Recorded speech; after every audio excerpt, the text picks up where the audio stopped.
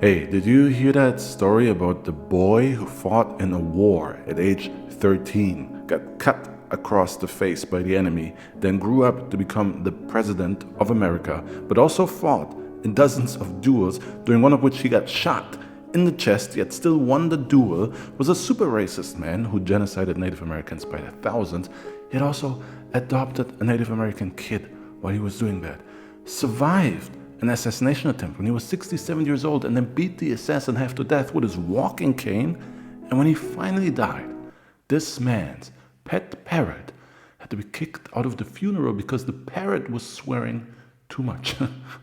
you never heard that story before? Well, it's the very real story of Andrew Jackson. Everything I said is true, by the way, and it is only half of the badass things America's 7th President Andrew Jackson did, and also only half of the terrible things he did. Because when Andrew Jackson wasn't a hero, he was a villain, which I guess inspired the title of this video. Andrew Jackson was born on March 15, 1767, and he was the first American president that was born into poverty. No aristocrat family, no silver spoon, none of that. Mama Jackson just squatted down in the woods somewhere in Carolina, and some cousin said, "I want you to squeeze and squeeze." And out popped little Andrew. Mama Jackson was a single mom too, not because she'd been sleeping around and didn't know the baby daddy. No, baby daddy Jackson died in a horrific accident 3 months before Andrew's birth, where he was crushed by a log. So single mom it was, and Mama Jackson also did 2 more backward squat reps for Andrew's 2 brothers, Hugh and Robert. And from a young age, Andrew knew, I don't want peace. I want problems, always. So he joined the Continental Army to help them defeat the British in the American Revolutionary War. Quick recap, if you don't know, the Europeans came to America, took it from the natives, and settled there. Generations later, they called themselves Americans, but back in Great Britain, the king said, Aren't we forgetting one teensy-weensy but ever so crucial little tiny detail? I own you. So the new Americans said, and so these new Americans formed a Continental Army that fought against the British to make America independent. Enter 13-year-old Andrew Jackson, son of Irish immigrants joining the American side of that war. He was ready to chop suey some Brits, but he really was just a courier. I mean, this isn't Naruto. In real life, 13-year-olds don't save the world. And when young Andrew actually did run into the opposition during that war, the British captured him. And when a British officer told little Andrew to shine his shoes, little Andrew said, "Who do you think you are?" So then the British officer slashed him across the face with a sword. Eventually, Andrew escaped his captors because he was released in a prisoner exchange, but that scar stayed with him for the rest of his life, as did his hatred for the British. But not because of the scar, nah. You don't have to mention that. That was fun. It was more of a war trophy. He hated the British because by the time the war was over in 1783, the British had killed his mother and his brothers. His mom died a war hero. She tried to rescue American war prisoners but was caught and died in British imprisonment. His older brother Hugh died during the battle against the British, and his other brother Robert also died during British captivity. So now we have a 16-year-old returning to an empty home after fighting in a war, returning scarred, broke, and with his entire family dead. But at least they won the war. It's nice. Yeah, right? But with his back against the wall, there was only one way for Andrew to go in this newly independent America: forward. So forward he went towards becoming a lawyer in North Carolina and later in Tennessee in his 20s. And as a lawyer, he quickly gained a reputation for breaking the law. Yeah, dude couldn't care less about a gavel. The only hammer he was swinging was on some Thor thing, breaking fools' faces, man. Andrew fought in dozens of duels, and he was so terrifyingly violent that soon Andrew the Menace, he became a legend around these neighborhoods. In all the 5 boroughs, I'm known. Forget about it. And these weren't just sissy fit I'll slap you with my glove duels, nah man, these duels were rough. Like this one time, I'm at band camp. Andrew Jackson was dueling with Charles Dickinson because the man insulted Andrew's wife. So Andrew told him he had a small Dickinson and challenged him to a duel, and during that duel, the real big Dickinson move was made by Andrew. he let Charles shoot first so that Andrew could take his time to guarantee death with his shot.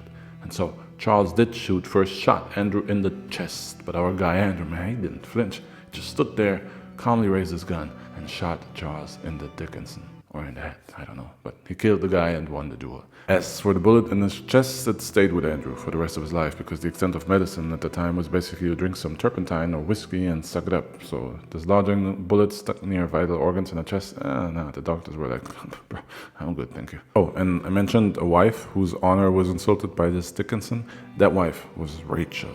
And when her and Andrew got married, Rachel was already married to another man, of course. Because when Andrew Jackson wants something, he gets it. To be fair, he thought she had gotten divorced from her husband, but clerical error filing mishap, it's actually super boring and legit, was just a clerical error that put a random asterisk on their love. But you know how people are now and then. They were running their mouth like, what? She was still married while he hooked up with her. That is blasphemous. It remained a scandal for the rest of Andrew Jackson's life. But you know what they say about bad press, right? Bad press is good press, that's what they say. You know that. Andrew Jackson didn't let that stop him from running for president. An American presidency has not only become a popularity contest in recent times, it always was. The opposition tried to throw every piece of dirt at him that they could, his violent past, his poor upbringing, his lack of aristocracy. But nothing affected Andrew Jackson. That man was like, but then they started attacking his wife, and Andrew Jackson been known to shoot a man in the Dickinson for that, and they were coming at Rachel hard, calling her an adulteress, which is just a fancy sounding way of saying. And shortly after Andrew Jackson won the presidency in 1828, his wife Rachel died of a heart attack. Now heart attacks are obviously stress-induced more often than not, and Jackson forever blamed these people and their violent attacks against Rachel for her death. He never forgave them and kept a kill list of enemies on some real Arya Stark thing. But still, here we are in 1829, and America's 7th president is a genuine war hero. And I just realized I actually skipped part of the story, Andrew Jackson, in which he became a war hero. Damn it, I got all caught up in the duels and all that. Let me rewind.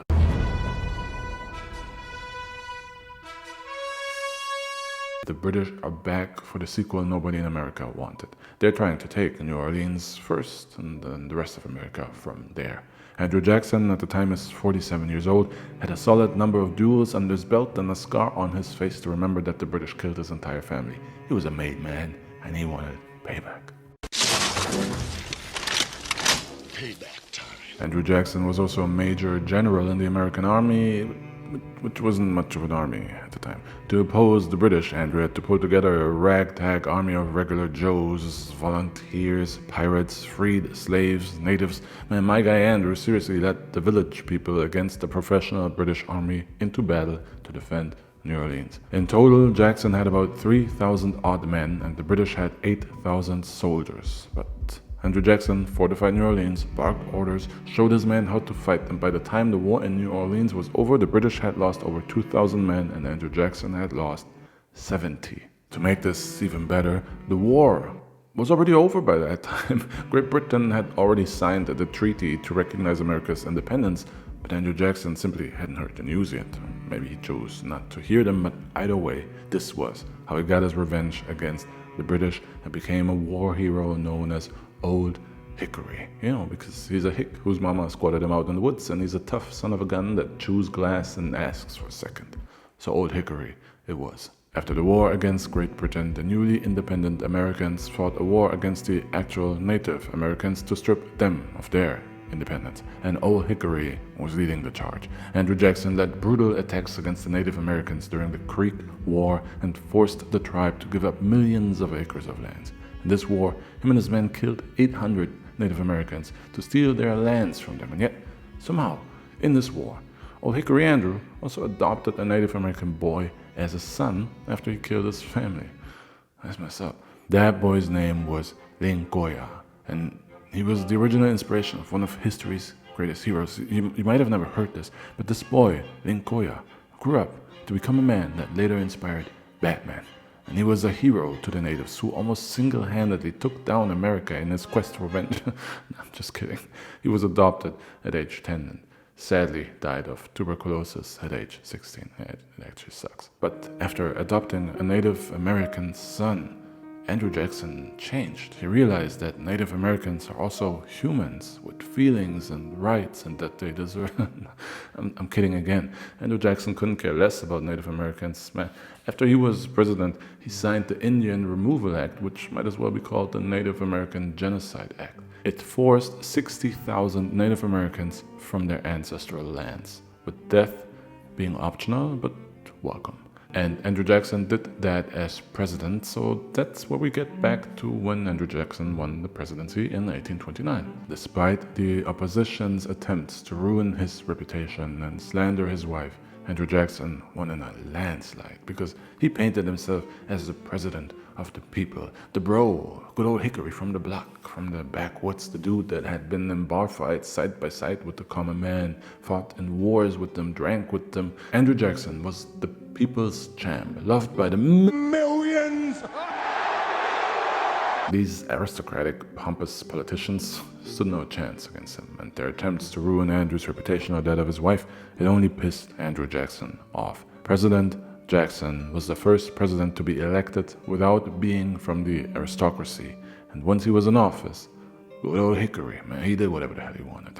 And what he wanted was more power, so he expanded the president's power like nobody before him. He used the veto more than all previous presidents combined, and he didn't give a flying F what Congress said, what the Senate said, what anybody said.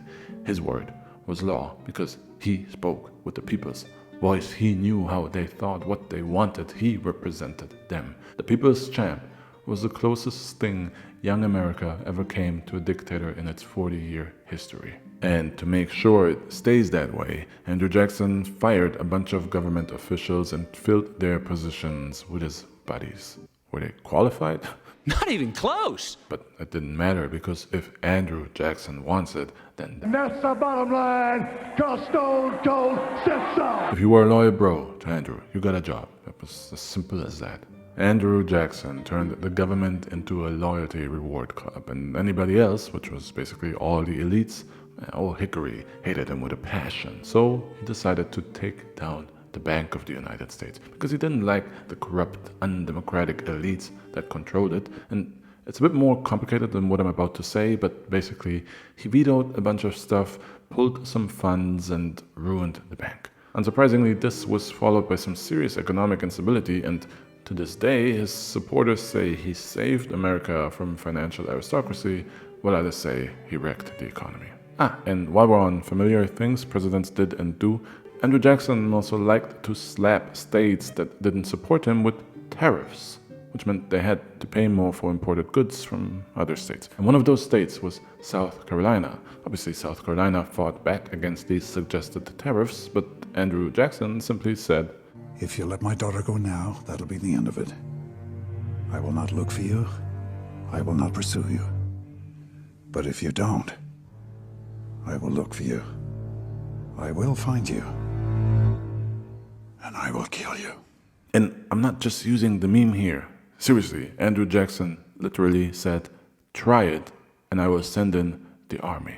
Somehow, we're only getting started, because the worst thing Andrew Jackson did is that he brought his violent behavior to the White House. I mentioned it before, the Indian Removal Act, or as I like to call it, the Native American Genocide Act. In 1830, this act gave Jackson the power to negotiate treaties with native tribes for their lands west of the Mississippi River. Many of these tribes, like the Cherokee, didn't want to sign a treaty, didn't want to give up their lands, so they took America to court to keep those lands that they had lived on for hundreds of years, fighting this attempted theft. In fact, the Cherokee Nation won the case. The court ruled that they could keep their lands, and then Andrew Jackson infamously said, Nope.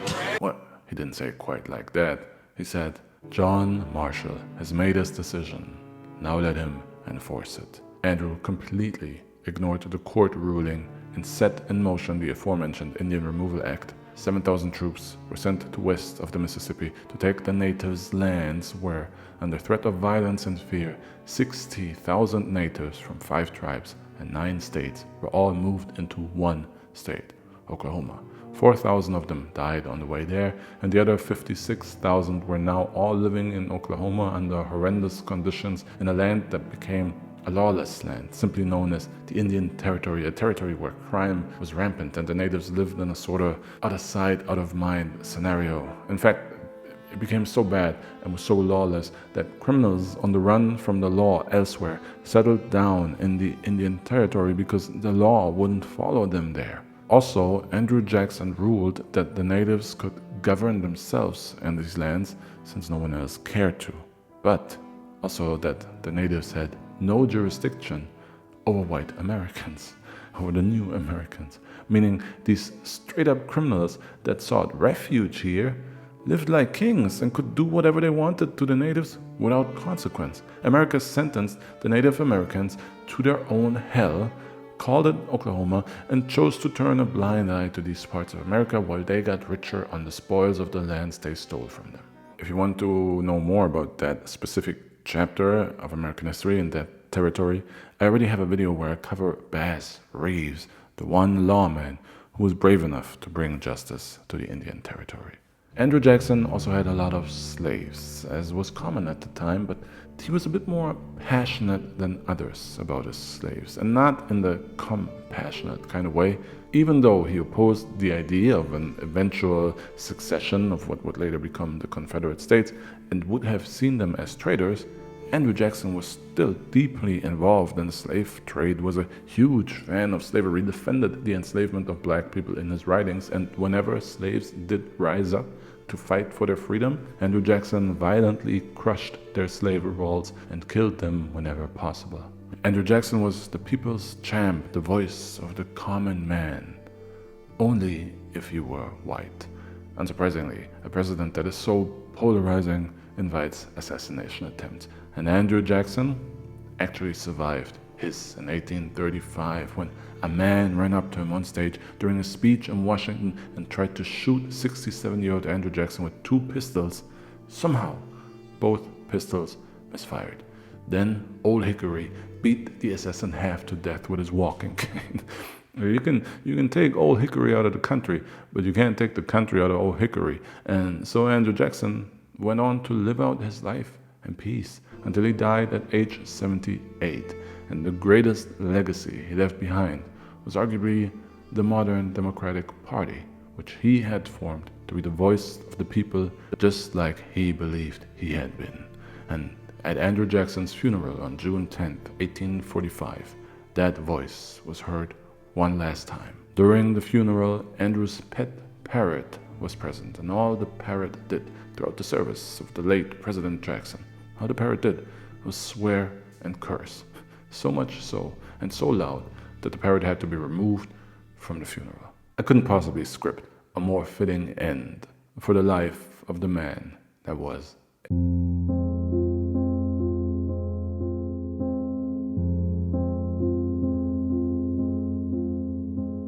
Hey, and if you want me to bring you more videos like this, do know that Briefed, me, I'm the only one doing this channel, so it's just me, but Briefed highly depends on the support of members. And as thank you, all members get all the artwork that I use here, as well as all my scripts and my eternal thanks, because members here and on Patreon truly are the backbone of my channel and keep Briefed alive, allow me to keep doing this. So there's a link in the description from which you can join, and if you choose to do so, thank you. But either way, anybody who watched until now and is commenting, liking, subscribing, ringing the bell, thank you, and I'll see you next Sunday.